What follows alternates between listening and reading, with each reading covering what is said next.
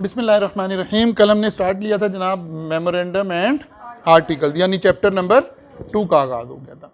Chapter 2 का आगाज़ हमने ऐसे किया था, हमने कहा था कि यार ये कंपनी के दो कॉन्स्टिट्यूशनल डॉक्यूमेंट हैं, one is called memorandum of association and other is called articles of association. इनके अंदर जो हेडिंग्स होती हैं उनको हम क्लासेस से बुलाते हैं, और अगर उसको चेंज करना हो तो उसको ऑल्ट्रेशन बोलते हैं, अमेंडमेंट भी कह सकते हैं, लेकिन लॉ में हम आमतौर पे वही अल्फाज इस्तेमाल करते हैं जो लॉ यूज़ कर रहा होता है, फिर ऑल्ट्रेशन ही बोलेंगे इसको। फिर जनाब हमने देखा कि ये वो सर्टिफिकेट ऑफ इनकॉर्पोरेशन था जो पिछले चैप्टर में भी जिक्र आ रहा था, इस चैप्टर में भी बार बार इसका जिक्र आएगा। फिर हमने मेमोरेंडम की कुछ क्लासेस का जिक्र किया था, कुछ मेन क्लास, ये क्लास, ये क्लास, ये क्लास। आज इन्हीं के ऊपर थोड़ी सी तफसीलन और आगे चल रहे होंगे इंशाअल्लाह ताला।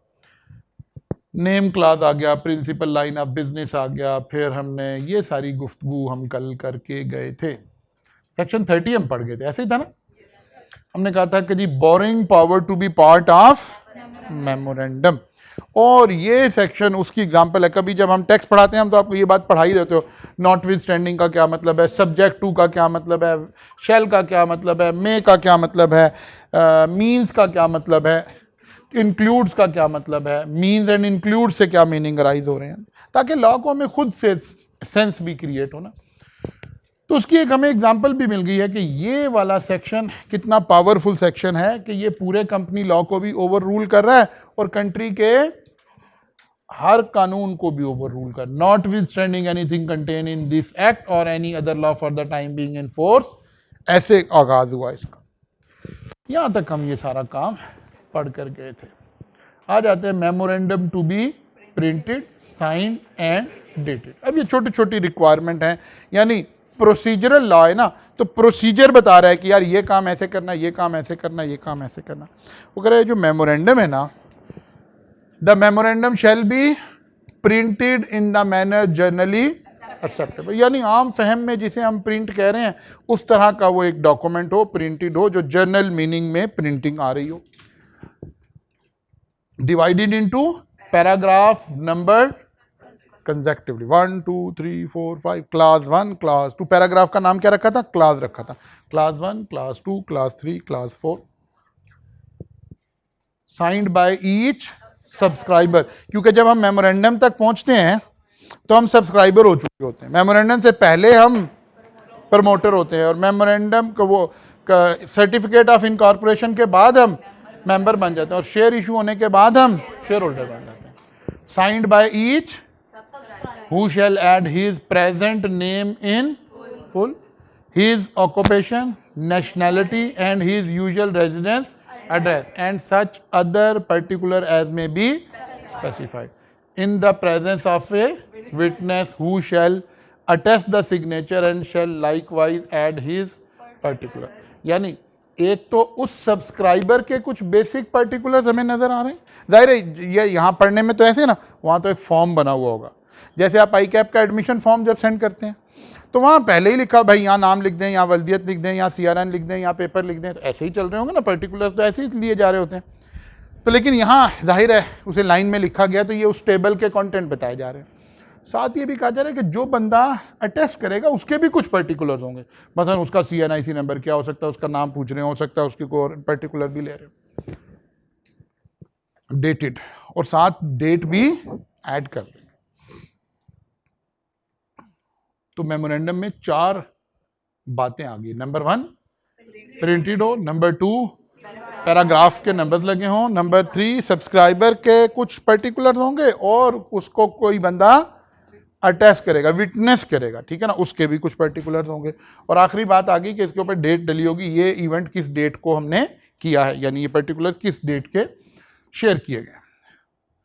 फिर वापस आ गए जी नेम क्लास ऑफ मेमोरेंडम। सबसे पहला सिलसिला कहाँ से शुरू हुआ था? रिजर्वेशन। क्या हुआ था? Apply to registrar for registration of name for, यानी जब अगर हमें कोई नेम अवेलेबिलिटी हो गई तो फिर हम क्या करेंगे, 60 डेज के लिए ये नाम हमारा, बेसिकली तो एक सर्च इंजन बना ना, SECP की वेबसाइट पर एक सर्च इंजन बना हुआ। आप पहले यहां से खुद ही नाम सर्च करते हैं, वो कहता है ये नाम अवेलेबल है, आप उसकी प्रिस्क्राइब्ड फीस जमा करवा देते हैं, आपको एक नाम का एक रिसीविंग आ जाती है कि जनाब ये नाम अब आपका हो गया 60 दिन के लिए, इन 60 डेज में अपने मेमोरेंडम एंड आर्टिकल तैयार करें और कंपनी को क्या करवा लें। लेकिन अगर आपने 60 डेज में दोबारा कोई चीज़ सबमिट नहीं करवाई तो ये नाम दोबारा सर्च इंजन में अवेलेबल की लिस्ट में आ जाएगा, ठीक है ना। अच्छा जी, appeal to commissioner within 30 days if registration refuse. अगर वो कहता है ये नाम आपको नहीं मिल सकता, इस पर कोई एलिगेशन है, क्या एलिगेशन है अभी पढ़ रहे हैं, वो कहते हैं 30 डेज के अंदर अंदर आप इसकी अपील कर देंगे कमीशन को और कमीशन का फैसला फुल एंड फाइनल होगा। अच्छा जी, प्रोहिबिटेड वो नाम जिसकी कभी भी इजाजत नहीं, क्योंकि लफ्ज क्या लग रहा है, प्रोहिबिटेड। नंबर 1 आइडेंटिकल नेम, यानी एक कंपनी अगर एक नाम से रजिस्टर्ड हो गई तो दूसरी उस नाम से रजिस्टर्ड नहीं हो सकती, आइडेंटिकल नेम नहीं होगा, प्रोहिबिटेड हो गया। नंबर 2 इनएप्रोप्रिएट, कोई गैर मुनासिब नाम जो है वो भी प्रोहिबिटेड हो गया। फिर ऑफेंड रिलीजियस, फिर कोई ऐसा कोई रिलीजियस, कोई एक सेक्ट दूसरे सेक्ट को डिग्रेड करने के स्टाइल में, या कोई ऐसी उल्टे सीधे नाम जहां से रिलीजियस कोई सेंटिमेंट्स हर्ट होने का खदशा हो, वो नाम भी अवेलेबल नहीं होंगे। कंटेन कुछ, देयर आर सम वर्ड, अभी हम पढ़ेंगे कि वो नाम भी आपके नाम का हिस्सा नहीं हो सकते, वो नाम भी आपके नाम का हिस्सा नहीं हो सकते। सर आप जा तो नहीं रहे? हाँ, मैंने मिलना आपसे 2 मिनट के लिए। हाँ, क्योंकि मैं कॉल करता हूँ। कंटेन्स प्रोहिबिटेड वर्ड्स, जो अल्फाज प्रोहिबिटेड हैं वो भी आपके नाम का हिस्सा नहीं होना चाहिए। डिसेप्टिव यानी मिसलीडिंग, कई बी लॉ में पढ़ा था, डिसेप्टिव मार्केटिंग, या नाम से रिलेटेड बात हो रही है कि अगर कोई नाम ही डिसेप्टिव है तो वो नाम भी अलाउ नहीं होगा, प्रोहिबिटेड है, डिसेप्टिव नेम भी प्रोहिबिटेड है। एनी अदर ग्राउंड एज में बी, या कोई और नाम हुकूमत की वैसे ही छेड़ बन जाए, 9 मई प्राइवेट लिमिटेड, अब ये 9 मई ना हुआ था तो ये नाम रखते तो आपको मिल जाता, लेकिन अब रखेंगे तो कहेंगे नहीं नहीं ये नाम मुनासिब नहीं है, ठीक है ना। तो बाज़ दफ़ा ना कोई हालात ऐसे आ गए तो पता चला कि यार ये नाम मुनासिब नहीं है, अब इसकी इजाज़त नहीं है, तो वो भी किस में आ गया, एनी अदर ग्राउंड्स एज में बी स्पेसिफाइड। यहां हम लिखें जी कैदी 804, तो पता चलेगा ये इन्होंने अलाउ नहीं करना, क्यों, वो कहेंगे नहीं यार ये नहीं, मुनासिब नहीं है, ये कहाँ आ जाएगा, इनएप्रोप्रिएट नेम की कैटेगरी में आ जाएगा। अच्छा जनाब, तो हमें पता चला कि कुछ चीजें तो प्रोहिबिटेड हैं। क्या क्या चीजें प्रोहिबिटेड हैं? Identical name, inappropriate, offend religious feeling, contain prohibited word, deceptive, any other ground as में बी स्पेसिफिक। ये नाम तो आप रख ही नहीं सकते, प्रोहिबिटेड। रिस्ट्रिक्टिव नेम्स, इसका मतलब है रख सकते हैं अगर आप वो कंडीशंस पूरी करें। पैट्रोनेज ऑफ एनी पास्ट और प्रेजेंट पाकिस्तानी और फॉरेन हेड ऑफ स्टेट कौन होता है? सदर, ठीक है ना। अब आप किसी सदर के नाम पे कंपनी बनाएं, आरिफ अलवी प्राइवेट लिमिटेड, वो कहते हैं ये अलाउड नहीं है, हाँ कोई भी, उन्होंने लिखा हुआ है पैट्रोनेज ऑफ एनी पास्ट और प्रेजेंट पाकिस्तानी और फॉरेन हेड ऑफ स्टेट, वो कहते हैं इसके ऊपर नाम आपको अलाउ नहीं हम करेंगे। लेकिन क्या ये प्रोहिबिटेड है? नहीं, रिस्ट्रिक्टेड है। मतलब अगर जरदारी साहब खुद ही एक कंपनी बनाना चाहे और अपना नाम रखना चाहे तो फिर बन जाएगा, ठीक है ना। इसका मतलब उन्हें अप्रूवल लेनी पड़ेगी ये नाम, क्योंकि वो सदर पाकिस्तान भी रहे, पहले भी रहे हैं, दोबारा भी अल्लाह के हुक्म से आ गए हैं, ठीक है ना, किसी भी तरीके से आ गए, लेकिन आ तो गए हैं ना। तो कहते हैं यार ये नाम भी ये रिस्ट्रिक्टिव की डेफिनेशन में चले गए, इसका मतलब नहीं रख सकते ना। या बात दफा होता है ना कि हम एक कंपनी बना रहे हैं, गवर्नमेंट ही एक कंपनी बना रही है उसके नाम पे, जैसे गुलाम इसहाक खान एजुकेशन इंस्टीट्यूट बना हुआ। अब ये इसका मतलब है इसके ये रिस्ट्रिक्टिव था, लेकिन वो रिस्ट्रिक्शन फिर रिमूव की गई कि इसका ये पर्पज है, इसका ये पर्पज है, वो under section 42 non profit organisation है, तो फिर कोई कहीं अलाउ हो गया। रिस्ट्रिक्टिव का मतलब है अलाउ तो हो सकता है ना with certain condition. Patronage of और any connection with any foreign government और एनी इंटरनेशनल। आप कोई कंपनी का नाम ऐसे रखें कि जिससे किसी फॉरेन गवर्नमेंट के साथ कनेक्शन नजर आ रहा हो। पाक चाइना प्राइवेट लिमिटेड, पाक चाइना लिमिटेड, तो ऐसे लग रहा है जैसे पाकिस्तान और चाइना ने मिल के कंपनी बनाई है। अगर मिलके बनाई होगी तो वो इस रिस्ट्रिक्शन को रिमूव कर लेंगे, ठीक है ना। अगर वाकई दो स्टेट्स ने मिलकर ये कोई एक इंप्रेशन दिया है, ओके, वो फिर इसको रिमूव कर देंगे, रिस्ट्रिक्टिव है। लेकिन अगर हम ऐसे बना रहे हैं तो फिर ये तो नहीं बन सकती। या इसी तरह ही कोई इंटरनेशनल ऑर्गेनाइजेशन के साथ, वर्ल्ड बैंक के साथ या यूएसएड प्रोग्राम के साथ और इस तरह ही वर्ल्ड हेल्थ ऑर्गेनाइजेशन के कोई कनेक्शन, नाम आपका ये शो करे कि ये इस कंपनी का उस इदारे से कोई ताल्लुक है, वो कहता है ये भी रिस्ट्रिक्टिव नेम दोगे। Connection with the federal government और या कोई आप ऐसा नाम रख रहे हैं जिससे ये लग रहा है कि ये फेडरल गवर्नमेंट की कंपनी है या प्रोविंशियल गवर्नमेंट की कंपनी है। Business requiring licence from the, और अगर कुछ बिजनेसेस ऐसे हैं जिसमें लाइसेंस रिक्वायर्ड है, जैसे बैंकिंग में लाइसेंस रिक्वायर्ड है, इंश्योरेंस में लाइसेंस रिक्वायर्ड है, शुगर में लाइसेंस रिक्वायर्ड है, तो वो पहले लाइसेंस होगा ही तो आप वो नाम रख सकेंगे, अदरवाइज तो वो नाम नहीं रख सकेंगे। इसका मतलब ये हुआ कि पहला स्टेप तो क्या हो गया, नाम रिजर्व करवाना है, नेम अवेलेबिलिटी अप्लाई करनी है और एक छोटी सी फीस जमा करवा देनी है। 60 डेज के लिए आपका नाम रिजर्व हो जाएगा। इसके अंदर आप अपने मेमोरेंडम आर्टिकल तैयार करें, documentation for registration of company तैयार करें, जमा कराएं, कंपनी बना लें। लेकिन अगर आप नाम अवेलेबल करके और बैठे हैं आराम से, जैसे हम डोमेन नेम नहीं ले लेते, रिजर्व करवा लेते कि यार ये डोमेन हमने रिजर्व कर लिया, और अगर हम उसे कंटिन्यू नहीं कर रहे तो वो क्या हो जाएगी, खत्म हो जाएगी बाद में। अगर हम एनुअल उसकी फीस पे नहीं कर रहे होंगे तो बाद में क्या हो जाएगी, खत्म हो जाएगी। तो इसी तरह से ये नाम कितने दिन के लिए हुआ है, 60 डेज के लिए।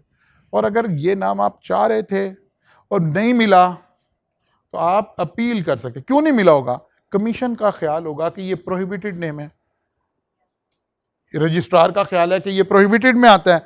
आप कहते हो नहीं यार इसमें प्रोहिबिटेड वाली कोई बात नहीं है, तो कोई बात नहीं है, कमिश्नर के पास अपील कर सकते हैं, ठीक है ना।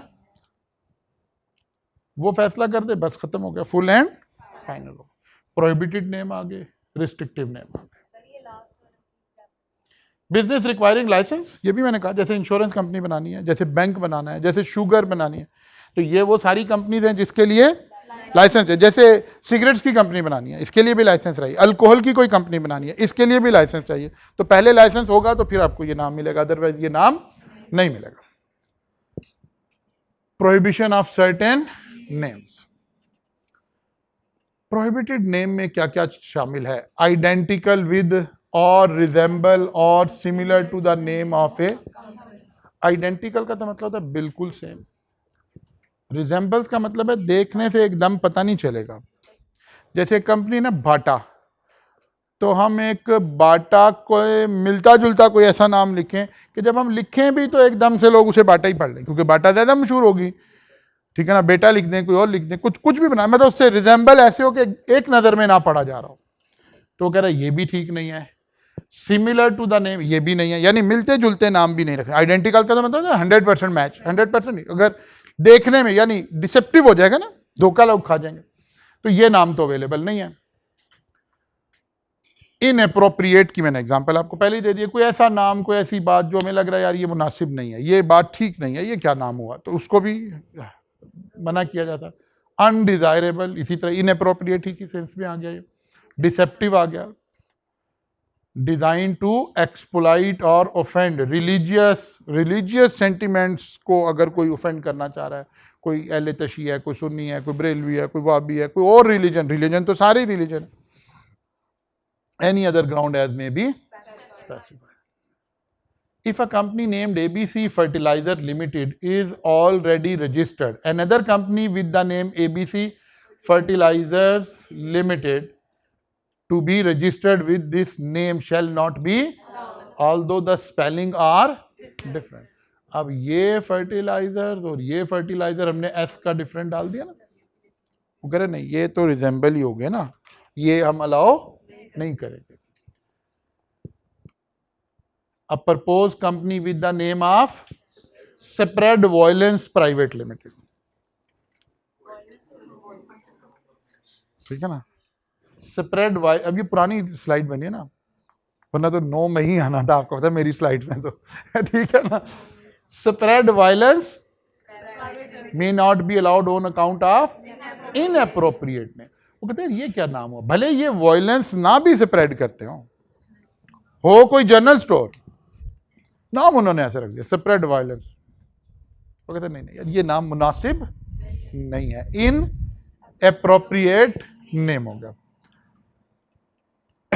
A proposed business trading in industrial machinery may not be allowed name Industry Bank Limited on account of bank से तो कोई और मीनिंग आई ना, इंडस्ट्री बैंक। कहते यार नहीं नहीं ये तो डिसेप्टिव हो गया, लोग धोखा खा जाएंगे, ऐसे लगेगा अच्छा एक नया बैंक खुला है जो खाली शायद इंडस्ट्री को डील करता होगा,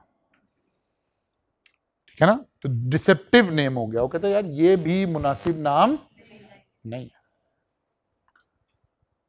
name requiring prior approval, patronage of any pass present, ये बात हमने कर ली है। कनेक्शन विद फेडरल गवर्नमेंट, ये बात तो, ये तो उसकी रीडिंग आ गई ना, इसकी एग्जांपल देखते हैं जनाब। A proposed company running has transport services with the name of Pakistan Bus Transport Authority Limited। अब कुछ जो अल्फाज है ना, जैसे अथॉरिटी या लफ्ज पाकिस्तान या लफ्ज कमीशन, ये क्या शो कर रहे होते हैं, government, securities and exchange commission of Pakistan, या लफ्ज board, federal board of revenue, ठीक है ना, या authority, Lahore development authority.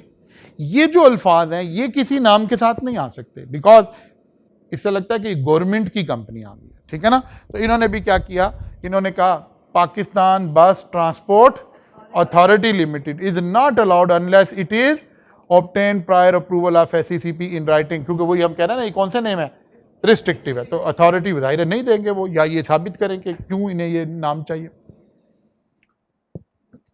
A group of person intend to form a limited liability company with the objective to provide research related services to pharmaceutical company, main business objective class। फिर क्या हुआ जी, in this respect one of the promoter proposed Pharma Research Authority as the name of the proposed company which was liked by all other। उन्होंने कहा बड़ा जबरदस्त नाम है, लेकिन मिलना तो कोई नहीं है, इसमें रिसर्च भी आ रहा है, इसमें अथॉरिटी भी आ रहा है, ठीक है ना, ये तो ऐसा लग रहा है कि जैसे ये गवर्नमेंट की कंपनी है।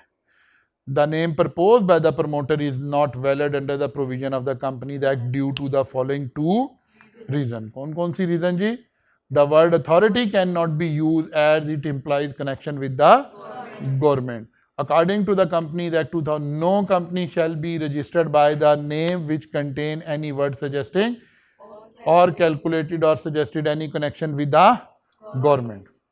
However, in order to overcome this, तो promoter with the prior approval, वही कमीशन पे चले जाएं तो वहां से बात समझ आ जाएगी।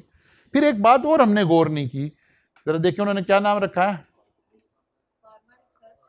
Pharma research. तो हमें क्या एतराज है इस पे, एक तो अथॉरिटी पे तो कर दिया हमने, एक लफ्ज लिमिटेड नहीं लगाया इसमें, नाम के साथ तो लिमिटेड भी लगना था, ठीक है ना। अब अगर लिमिटेड नहीं लगाना तो क्या करें,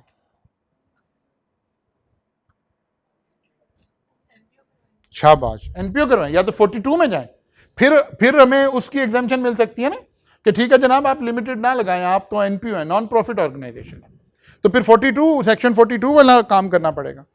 अदरवाइज इसमें एक मसला अथॉरिटी का आ गया और दूसरा मसला लिमिटेड के, the word limited is missing from the name of the company. According to companies act 2017 the word limited is required to be written at the end of the name of the company.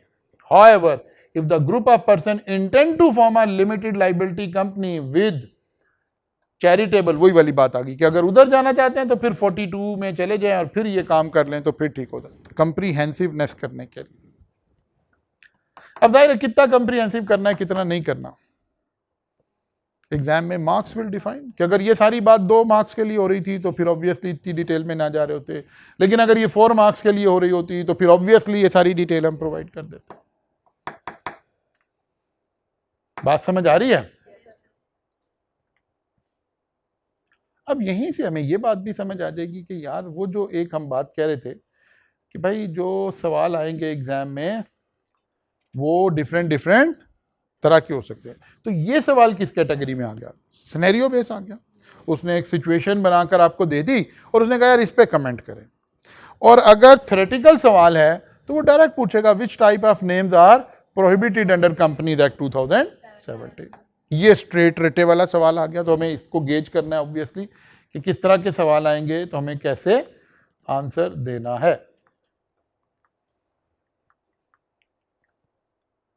Decision of the commission is final. कौन सा decision? Where a question arises as to whether or not the name of a company is in violation of the above provision, decision of the commission shall be final. इसका मतलब है इस बात पर high court नहीं जा सकते। Reservation of name, a person may make an application to registrar for reserving the name set, और वही 60 दिन के लिए, 60 दिन से ज्यादा के लिए नहीं आपको रिजर्वेशन मिल सकती। Where it is found that the name was reserve by furnishing the false or incorrect information, such reservation shall be cancelled, and in case the company has been incorporated, it shall be directed to change its name. The person making application shall be liable to a penalty. वो कहते अगर पूरी आपने कोई पूरी information नहीं बताई, आपने कमीशन कोई धोखा दे दिया, तो सबसे पहली बात है कि अगर रिजर्वेशन हुई है तो फिर क्या करेंगे? सच रिजर्वेशन शैल बी कैंसिल। और अगर कंपनी बन चुकी हुई है कि कोई ऐसे नाम से गलती से उस वक्त ध्यान नहीं दिया, बाद में पता चला कि यार ये नाम तो गवर्नमेंट की छेड़ बनी हुई, बात पता लग रहा है ना मैं क्या कह रहा हूँ, ठीक है ना? उस वक्त रजिस्टर्ड हो गई है, बाद में ख्याल है यार ये तो काम खराब हो गया। कहा नहीं भाई, अब कंपनी को कहेंगे अपना नाम चेंज कर ले, क्योंकि कंपनी बाद में अपना नाम चेंज भी कर सकती है। और जिस बंदे ने ये सब कुछ किया है उसको पेनल्टी भी लगेगी। If the name applied for is refused by the registrar, the aggrieved person may within 30 days of the order of refusal refer an appeal to commission. एक तो नाम की स्टेज पर भी हो सकती है और बाद में कंपनी बन गई नहीं बन गई इजाजत मिल रही वहां भी हो सकती है। Order of the commission shall be final and shall not be called in question before any court or other authority. ना हाई कोर्ट सुप्रीम कोर्ट जा सकते, ना अगर कोई और अथॉरिटी है कोई और इदारा है तो वहां भी नहीं जा सकते इस बेस पर कि यार ये नाम हमें नहीं दे रहे। ये इतनी बड़ी बात नहीं है, बस यहां फैसला हो गया, रजिस्ट्रार ने डिसीजन लेना था और अगर उसको कंफर्म कर दिया किसने? कमीशन ने। Commission means securities and exchange commission, head office यानी कि इनका हमने शुरू में पढ़ा था ना, एक हेड ऑफिस है और उसकी 8 रीजनल ऑफिस हैं, ठीक है ना?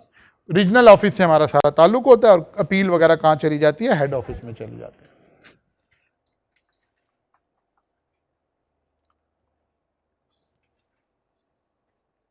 हाँ जी,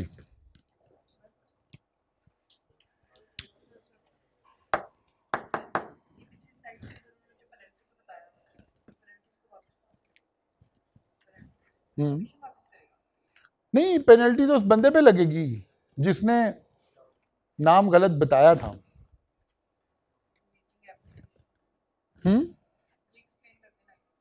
ये वाली, अच्छा ठीक हो गया।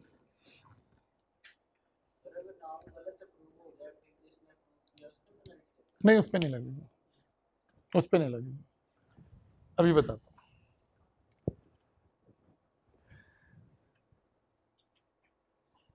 यहां से the person making application shall be liable to a, application कौन सी? जिसने नेम अवेलेबिलिटी वाली एप्लीकेशन दी थी उसके ऊपर पेनल्टी लगेगी, ठीक है ना?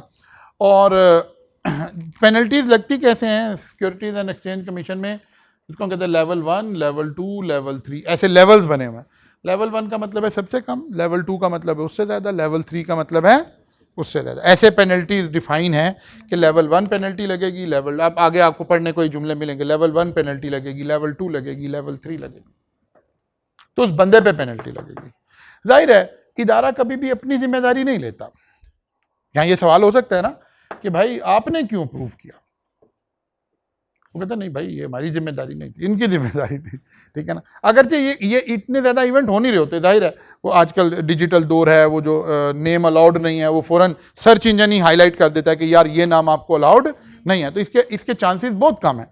लेकिन मैं कह रहा हूँ असल में गलती कौन से वाली होगी, वो जो अल्फाज हैं वो तो सर्च इंजन में डले हुए हैं, गलती कहाँ होनी है, 9 मई प्राइवेट लिमिटेड, कैदी नंबर 804, यहाँ गलतियाँ होनी है ना, कि ये तो सर्च इंजन में नहीं डली हुई चीज़ें।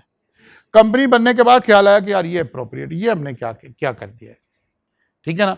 अब हो सकता है कि हम उसे हम कंपनी को नोटिस करें कि यार ये इनअप्रोप्रिएट नाम है, आप इस नाम को क्या कर लें, चेंज कर लें, और कंपनी बाउंड होगी। फिर अगर कमिश्नर कह रहा है तो पहले आपको अपॉर्चुनिटी ऑफ बीइंग हेड तो मिलेगी ऑब्वियसली।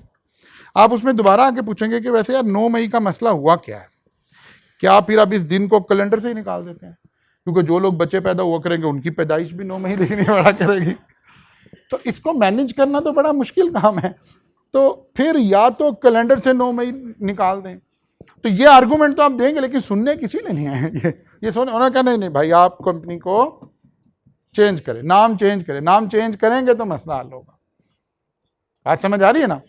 तो इसलिए अल्टीमेटली चेंज तो आपको करना ही पड़ेगा, लेकिन बहरहाल अवाम ने जान छोड़नी कोई नहीं है, ठीक है ना। अभी अवाम तो ऐसी ही चलेगी। तो जो बच्चे पैदा होने ना 9 मई को, उन्हें लग पता जाना है, ठीक है ना।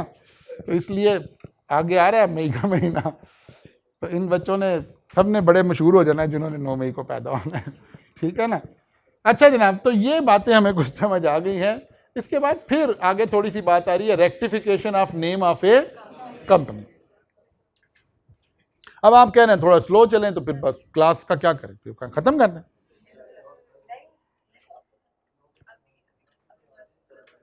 मैं वही तो कह रहा हूं ना कि अभी आज खत्म कर देना। चलो जी खत्म कर देते हैं, कोई बात नहीं है, कल यहां से आगे चलेंगे जी इंशाअल्लाह, कोई बात नहीं, कल आना है अभी यार।